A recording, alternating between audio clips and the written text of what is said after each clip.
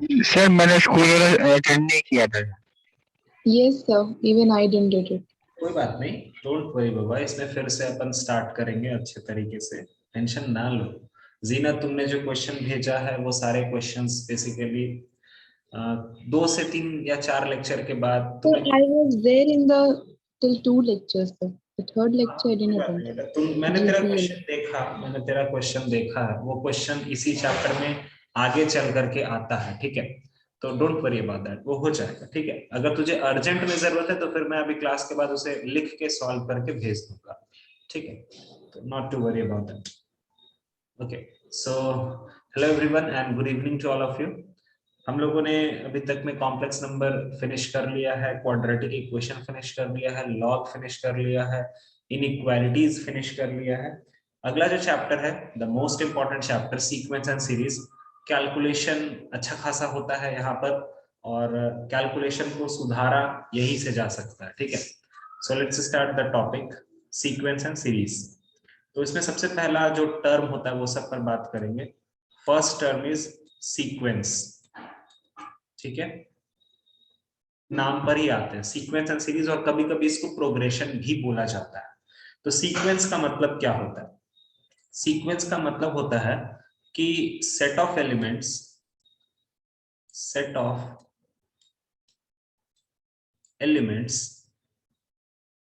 in which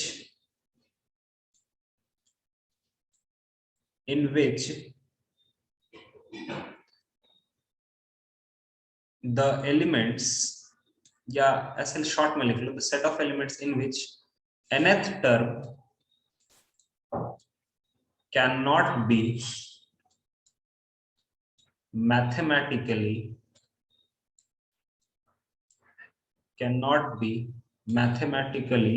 represented, ठीक है। एक ऐसा सेट ऑफ नंबर्स या सेट ऑफ एलिमेंट्स, जो भी बोलो, जिसके nth टर्म को तुम एक्सप्रेस नहीं कर पाओ, ठीक है। You can not express the nth term, ठीक है। जैसे for example, Why it cannot be expressed? हाँ एक मिनट ज़ीनत, उसी को सीक्वेंस बोला जाता है। एक एग्जांपल देखते हैं, उससे और अच्छे से क्लियर हो जाएगा। जैसे एक बात बताओ, प्राइम नंबर्स, ठीक है, प्राइम नंबर्स। अब अगर मैंने तुम्हें बोला कि यार तुम मुझे पूरा का पूरा प्राइम नंबर्स लिख के दिखाओ, तो ठीक है सर, लिखना स्टार्ट करते हैं। वो होता है 2, 3, 5, 7, 11, 13, 13 के बाद 17, 19, 23, ऐसे कर करके तुम अपना आप जो डिजिट लिख रहे हो वो दिखाई नहीं दे रहा। दिखाई नहीं दे रहा, बाकी लोगों को दिखाई दे रहा है सर। हाँ सर, अब हमें तो दिख रहा दिख रहा है, sir. ठीक है, ठीक है। तो 2, 3, 5, 7, 11, 13, these are the set of prime numbers. अब अगर मैंने तुम्हें इसमें बोला कि यार ऐसा कोई फॉर्मूला है तुम्हारे पास जहां पर तुम प्राइम नंबर्स का, अगर मैं तुमसे पूछता हूं कि 50वां प्राइम नंबर क्या होगा, ऐसा कोई फॉर्मूला है कि तुम डायरेक्टली n का वैल्यू 50 रख पाओ और तुरंत मुझे बता पाओ? Is there any formula? नहीं, ठीक है। तो नो। इस तरह के जो भी सीरीज होते हैं, इस तरह के जो भी चीजें होती हैं, उनको हम बोलते हैं सीक्वेंस। सीक्वेंस का सिंपल मतलब होता है कि बस नंबर का लिखा होना, वो मैथमेटिकली एक्सप्रेस हम नहीं कर पाएंगे। जैसे इसी में देखो ना यार, कोई भी फॉर्मूला तुम क्रिएट नहीं कर सकते हो। स्टार्टिंग में तुम्हें थोड़ा देर के लिए लगेगा कि 2-2 का डिफरेंस होता है, बट ये बहुत ही गलत बात होता है, क्योंकि प्राइम नंबर का अभी तक कोई भी उसका फॉर्मूला जनरेट नहीं हो पाया, ठीक है। उसका कभी भी कोई फॉर्मूला जनरेट नहीं हो पाया है, but it itself is a $1 million problem. इसी पर 1 मिलियन का प्राइज भी रखा अमेरिका ने, कि कोई भी अगर ऐसा इंसान जो प्राइम नंबर का nth टर्म को बता पाए तो वो हो जाता है, ठीक है। And that particular thing is Riemann hypothesis. एक हाइपोथेसिस ही बस अभी तक आया है कि प्राइम नंबर का nth टर्म हो सकता है, अभी तक उस पर काम चल रहा है। मे बी जो मैथमेटिशियन वर्क कर रहे हैं उनको $1 मिलियन मिल सकता है। तो रीमन हाइपोथेसिस, तुम लोग अगर कभी फ्री टाइम में सर्च करोगे ना गूगल पे या यूट्यूब पर, तो तुमको उसके बारे में पता चलेगा। रीमन हाइपोथेसिस बेसिकली इसी से रिलेटेड है। कि प्राइम नंबर्स का nth टर्म कैसे निकाला जाए। कोई तुमसे बोल दे कि 100 मतलब 100th प्राइम नंबर क्या होगा, तो यार तुम्हें तो पूरा वहां तक लिखना पड़ेगा ना। बट एक तुरंत अगर बता पाए, ऐसा अगर कुछ हो पाए, तो अगर तुम लोग निकाल पाओ तो बहुत बढ़िया बात है। ठीक है, तो ये सारी चीजें। सीक्वेंस का सीधा सा मतलब है कि जिसका मैथमेटिकली एक्सप्रेस तुम नहीं कर पाओगे nth टर्म में। उसके बाद एक वर्ड इसी में आता है, प्रोग्रेशन। ठीक है, प्रोग्रेशन का मतलब होता है सेट ऑफ एलिमेंट्स।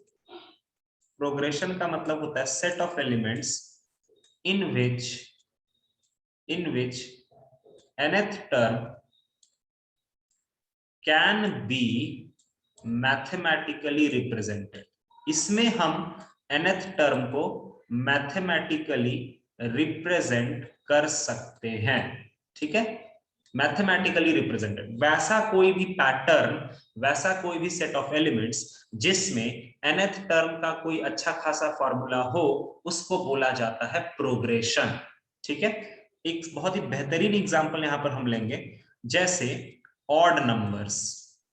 ठीक है, ऑड नंबर्स को अगर तुम लिखते हो तो वो होता है 1 3 5 7 9 डॉट डॉट डॉट। तो अगर कोई तुमको इसमें बोलता है कि यार ऑड नंबर का, अगर मैंने तुम्हें बोला कि तुम 50वां ऑड नंबर बताओ, what will be the 50th odd number, तो हाँ, हमारे पास उसका फॉर्मूला है। तो इसका nth टर्म का फॉर्मूला होता है that will be 2n-1। Odd numbers को जनरली इसी टर्म से एक्सप्रेस करते हैं। n का वैल्यू 1 रखते जाओ, n का वैल्यू 2 रखो, n का वैल्यू 3 रखो, n का वैल्यू 4 रखो, देखो अपने आप तुमको सिर्फ ऑड नंबर मिलता चला जाएगा। ये होता है ऑड नंबर। ये अभी अभी सीख लिया तुमने, आगे भी जरूरत पड़ेगा। ठीक है, हेलो सर ये प्लस का भी तो साइन हो सकता था। क्या बोल रहे हो, बोलो बोलो।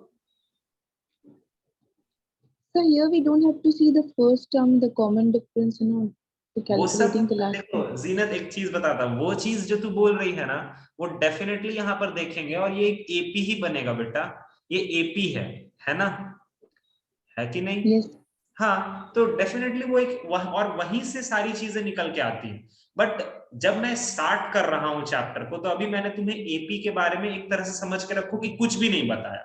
मान के चलो कि एपी तुम लोगों ने पढ़ा ही नहीं, मान लो।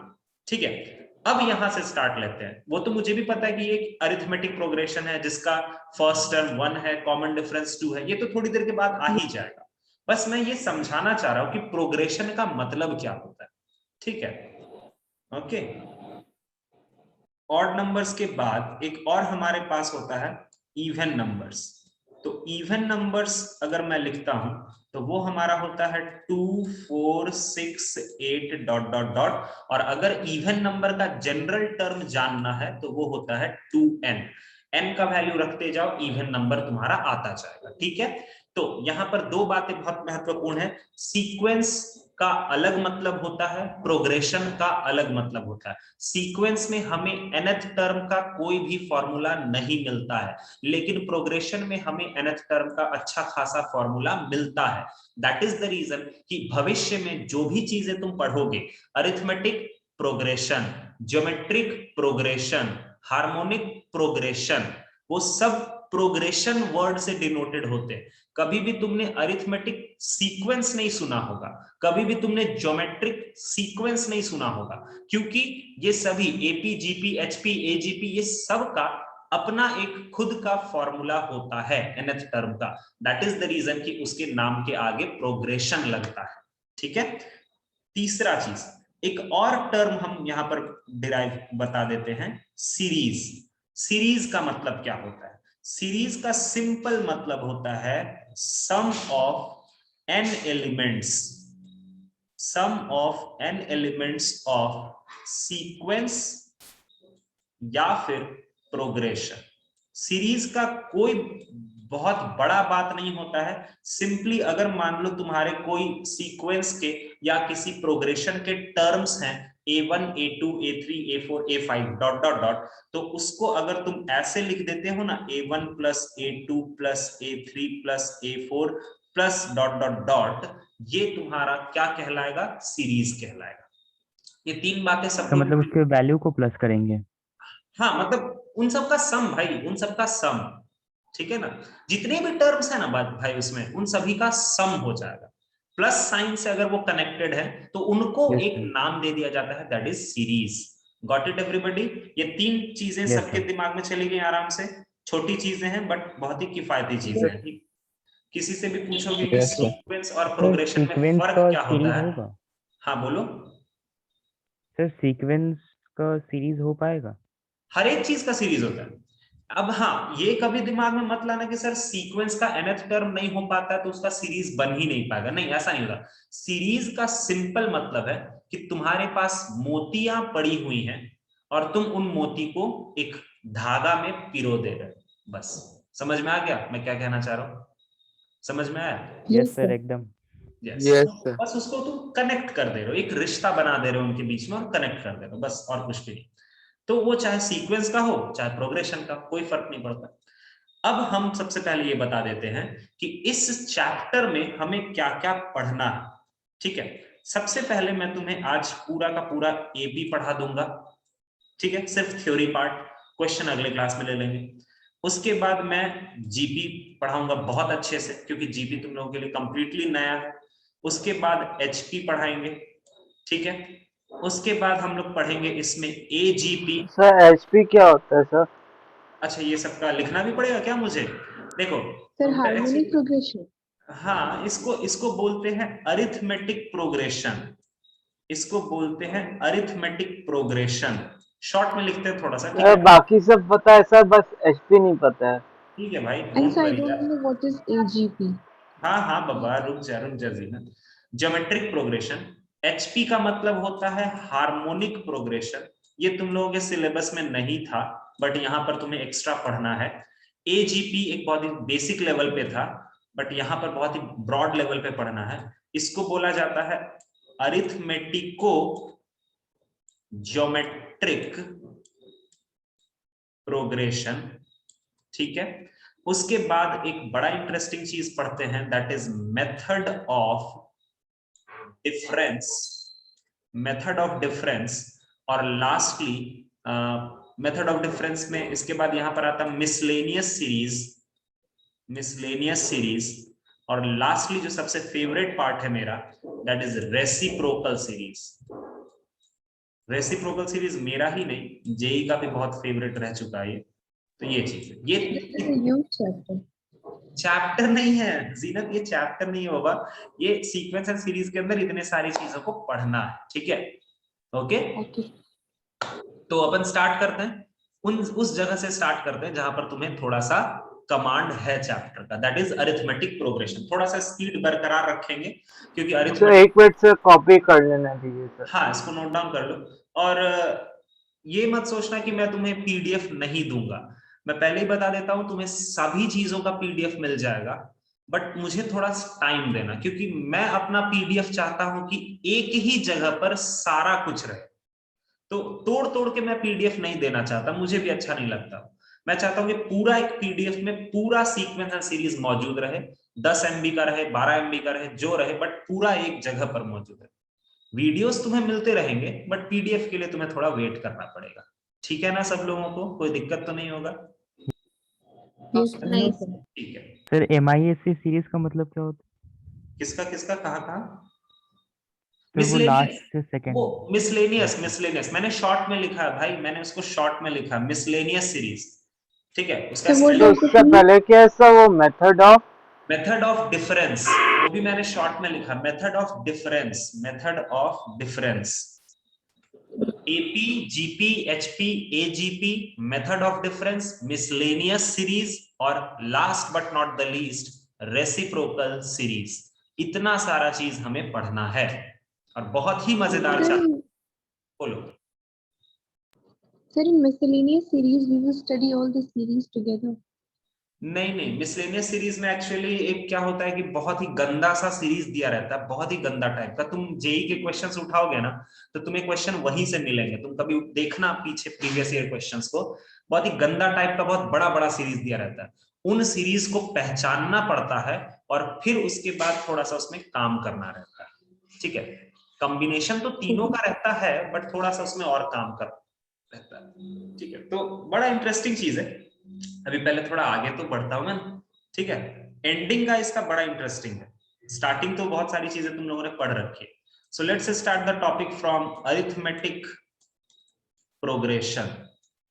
अब अगर मैं अरिथमेटिक प्रोग्रेशन का बात करूं तो इसके बारे में मैं ज्यादा कुछ लिखाऊंगा भी नहीं, फटाफट से समझते चलते हैं कि अगर हमें बोला गया है कि A1, A2, A3, A4 dot dot dot AN, अगर ये AP में है तो इसका शाब्दिक अर्थ ये होता है कि A2 minus A1, A3 minus A2, A4 minus A3, मतलब A2 minus A1 is equal to A3 minus A2 is equal to A4 minus A3। ये सारे डिफरेंसेस सेम रहने वाले हैं और इनको क्या बोला जाता है?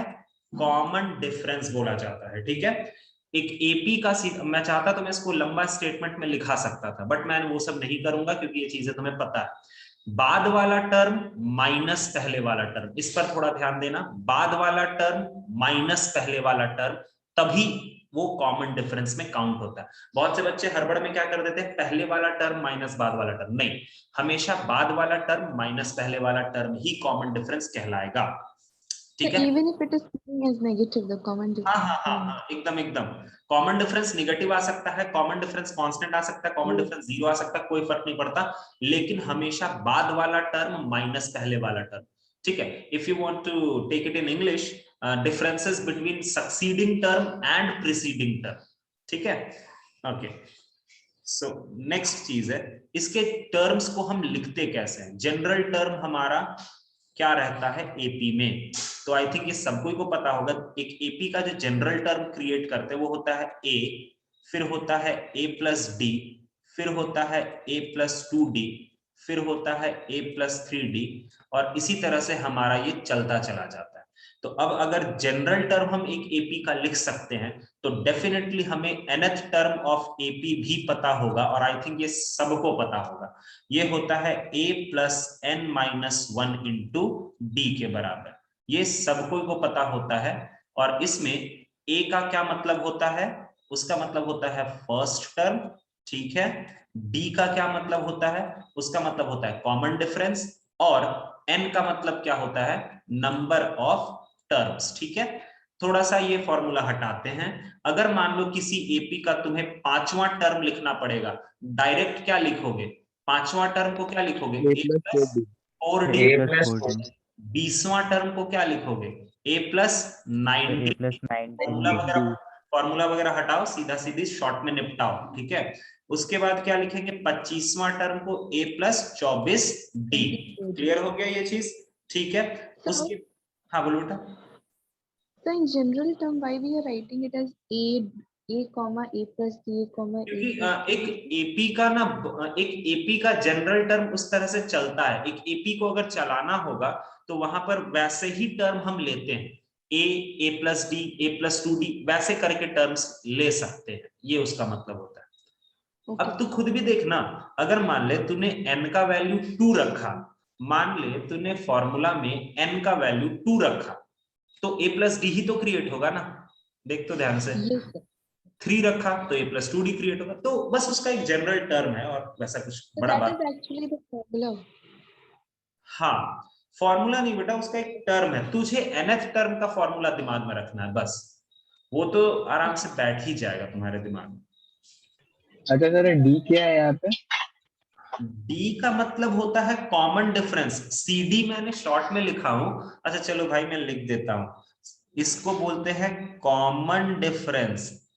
आई थिंक ये पढ़ा हुआ है ना 10th में यार, ये वाला चीज। Yes, sir. Yes. तो Yes, sir. टर्म्स से तो भली भांति तुम लोग परिचित हो गए I think. Yes, okay, sir. अब बस जरूरी चीज, अगर मान लो ए बी सी, अगर कोई भी 3 नंबर, कोई भी ब्रह्मांड में कोई भी 3 नंबर तुम्हें एपी में दिया हुआ है, तो वहां से सिर्फ एक बात अपने दिमाग में लाओगे, बाकी बकवास बातें कुछ नहीं लाओगे। बस वो एक बात क्या होगा कि सर b माइनस ए जो होगा वो किसके बराबर होगा, c माइनस बी के बराबर। बस समझ में आया ये बात?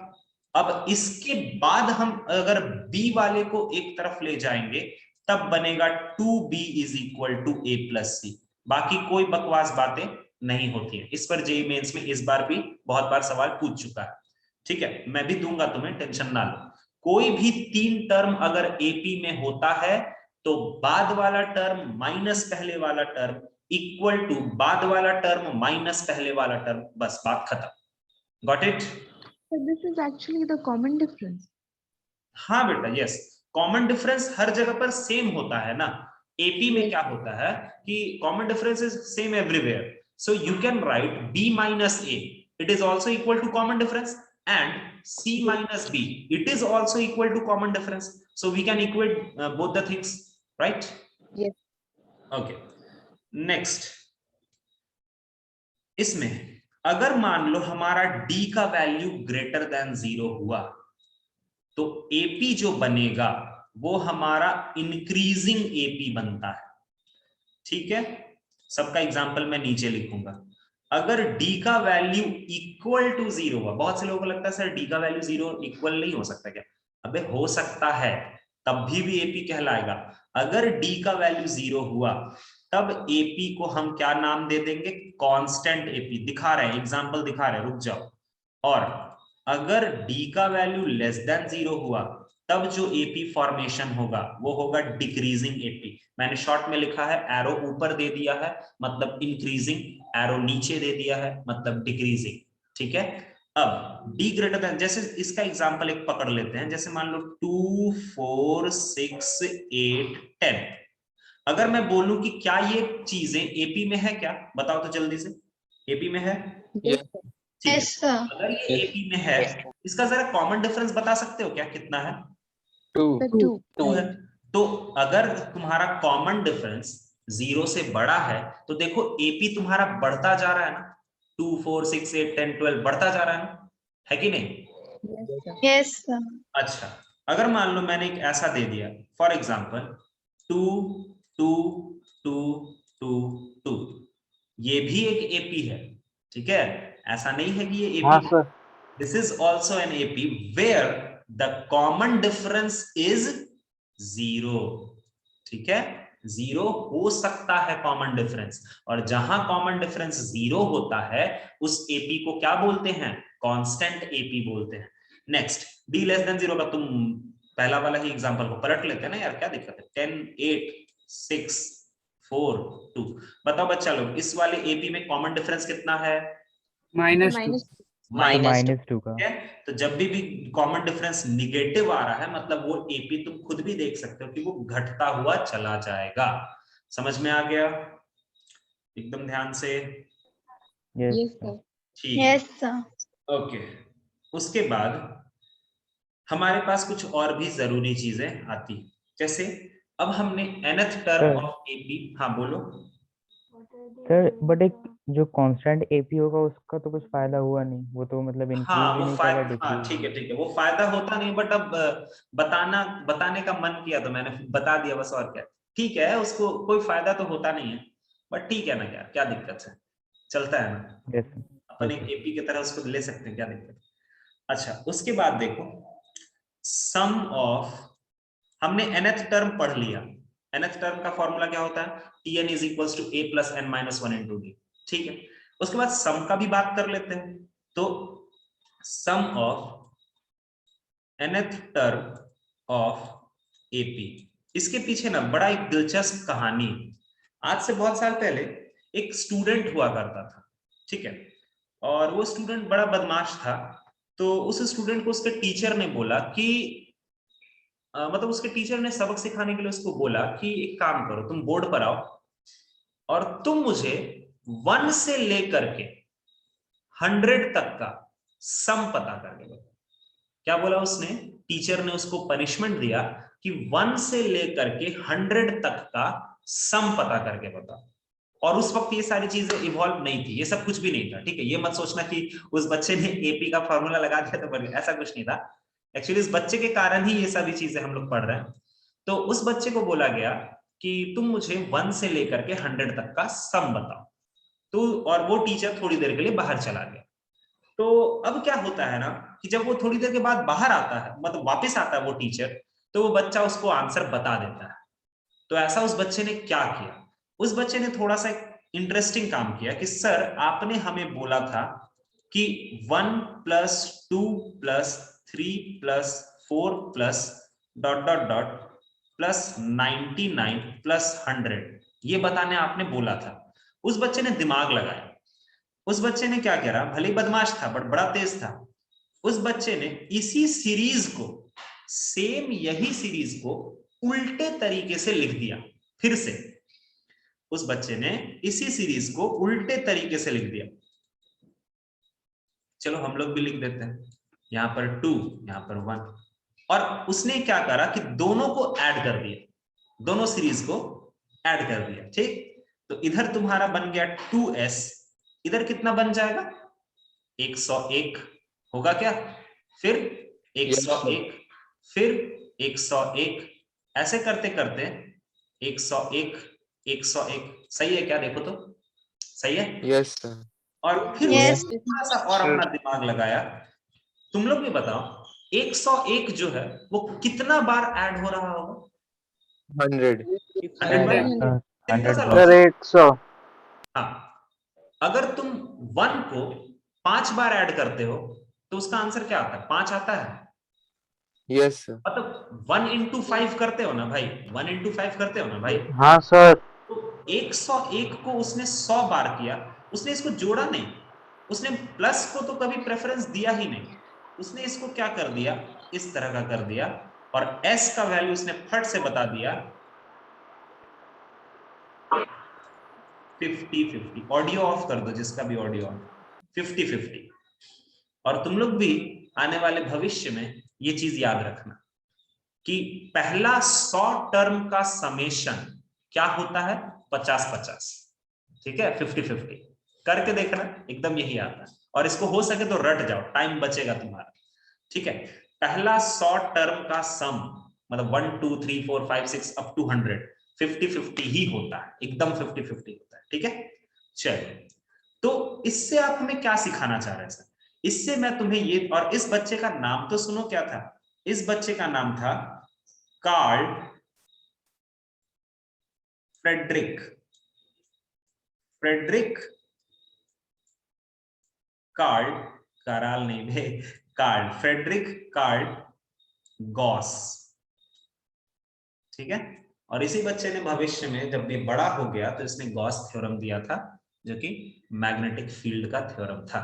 ठीक है, तो यही से चीजें इवॉल्व होती, जब ये बच्चा था तब उसने ये सारी चीजें बताई थी। तो कार्ल फ्रेडरिक गॉस के ही हेल्प से हम लोग sum of n terms of AP को पता करते हैं। एक जरा तुम लोग को मैं काम दे रहा हूं कि अगर मैंने तुम्हें बोला कि एक एपी का सम फाइंड आउट करो, तो तुम बोलोगे ठीक है सर, a + b, यही करोगे ना यार, बोलो तो, यही है ना उसका मतलब, अरे बोलो, hello hello hello, hello hello, yes sir. आवाज आ रही है? Yes, sir. Okay okay, yes sir. Wait, Yes, sir. I am sharing the screen. ठीक है, सो अभी दिख रहा है ना सबको? Yes, sir. Yes sir. Yes. Okay, पता नहीं यार ये क्या प्रॉब्लम हो रहा है ना इंटरनेट में। चलो, हाँ, तो मैंने बोला था कि अगर मैंने तुम्हें बोला कि एक एपी का सम फाइंड आउट करना, तो यही काम करोगे कि नहीं करोगे? डेफिनेटली यही काम करोगे, यह है ना? Yes sir. ठीक है, Yes, sir. तो अगर तुम इसका ये काम करते हो तो कार्ल फ्रेडरिक गॉस के मदद से इसी सम को तुम उल्टा करके फिर से लिख दो, तो a + n - 1 × d। अच्छा, इसके पहले का क्या हो जाएगा, इसके पहले का होगा, सर a + n - 2b।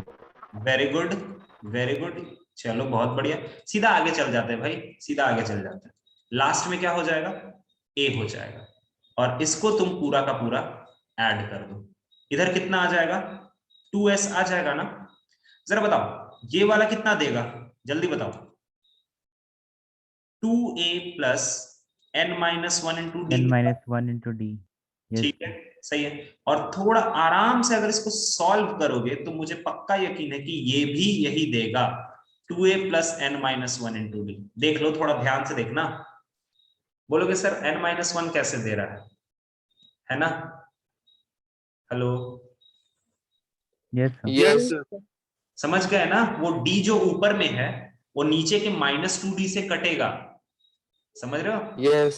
चल, Yes, sir. और इसी तरह से यस अगर हम इसको अंत में लेकर के जाएं तो लास्ट में भी आ जाएगा 2a plus n minus 1 into D.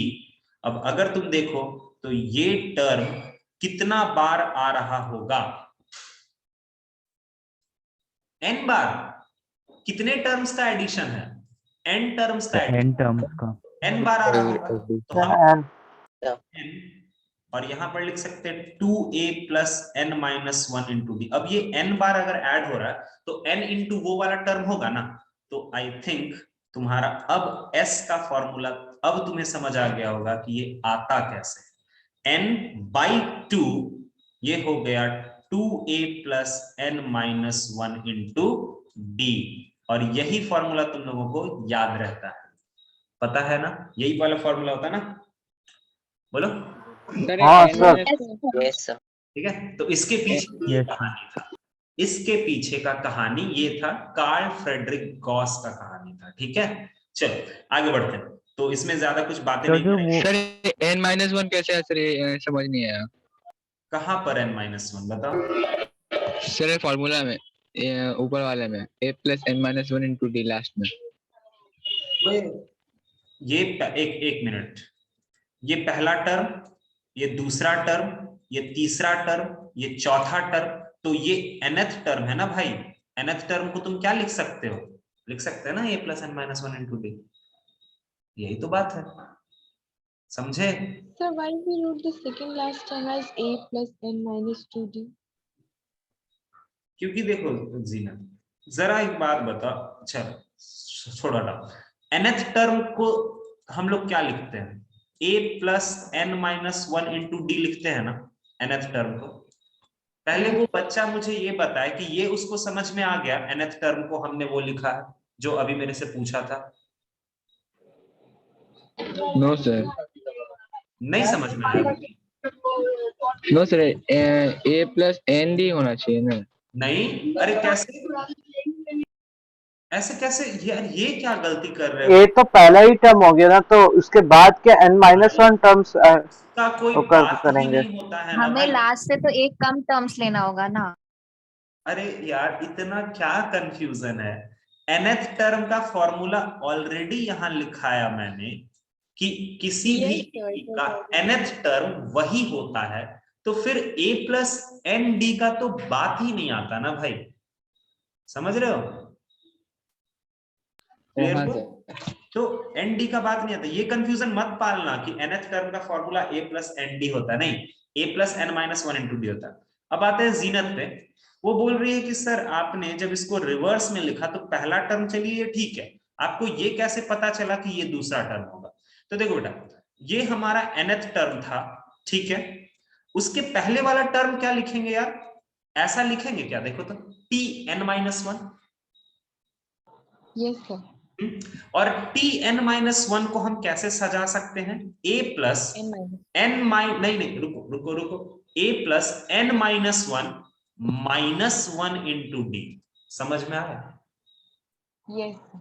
देखो यहां पर n था तो यहां पर फॉर्मूला में n है, यहां पर शिवम होगा तो यहां पर फॉर्मूला में शिवम होगा, यहां पर कोई और होगा तो यहां पर कोई और होगा। तो उसी प्रकार यहां n-1 है तो यहां भी n-1 आएगा, जिसके कारण वो n-2 हो जाएगा। आ गया समझ में? Yes, sir. ठीक है, तो आगे बढ़ सकते हैं हम आई थिंक। तो हमारा Sn तो चलो भैया हो गया। अच्छा, इसके बाद ना तुम लोगों ने एक और फॉर्मूला पढ़ा होगा यार,